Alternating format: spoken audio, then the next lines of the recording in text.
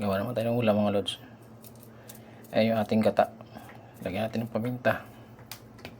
Tapos lagyan natin ng asin. Ayan. Tapos lagyan natin itong ating kalabasa. Yan ating lulutuin ngayon mga lods.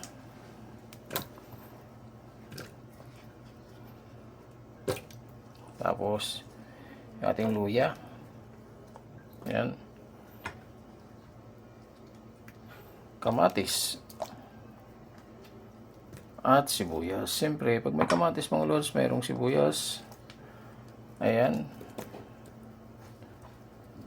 Hindi natin igigisa mga lods. Diretso na natin yan. Kasi magagata tayo. Ayan. Okay. Pakuluin muna natin ito mga lods para medyo yung ating kalabasa ay lumambot-lambot muna.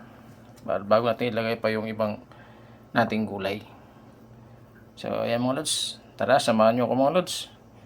At mag-umpisa naman tayo sa pagluluto natin para sa ating tanghalian. Okay? Tara.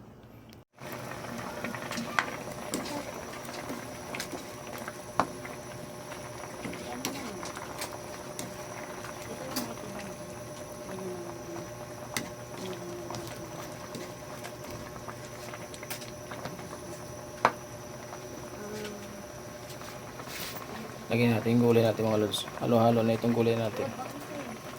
Ayan, yan ay sitaw, talong. Ayan, at saka okra mga lods, no? Ayan. Sama-sama na sila dyan.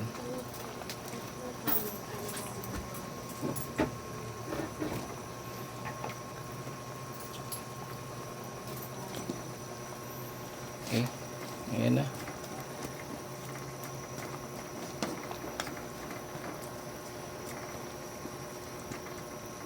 Takpan muna natin mga lods para makaluto siya.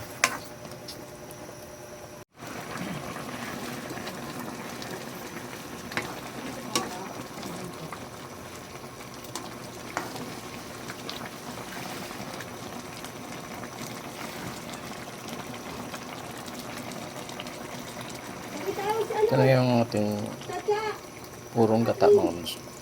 Ayan. Yung unang gata yan. Tapos siyempre timplahan na natin ng ating natawag na magic sarap mga lods para sumarap yung ating ulam. Kailangan natin ng magic. Ayan.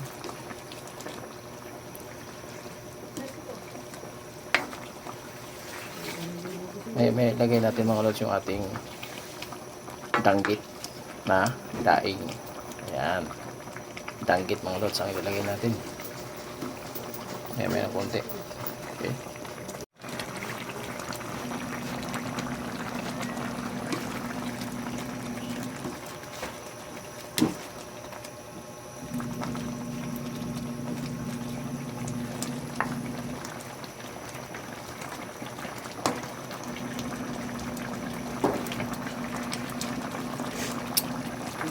Wow.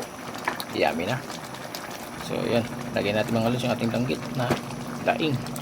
Binabad ko muna ito mga lods para matanggal yung alat. Ay mga lods, oh. Yan yung ating danggit na daing. Binabad ko siya sa tubig para hindi masyadong maalat. Kaya mga lods.